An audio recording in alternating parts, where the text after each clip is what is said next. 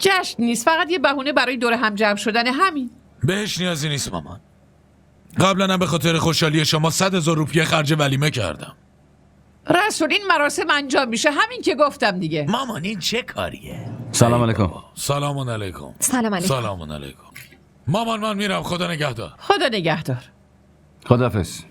ما هم بزرگ صدامون زده بودیم؟ آره، منم میخواستم همینو بگم که امشب یکم زودتر بیاین خونه. دست حاله رو قراره به شیرینی بزنیم. دستشو به شیرینی؟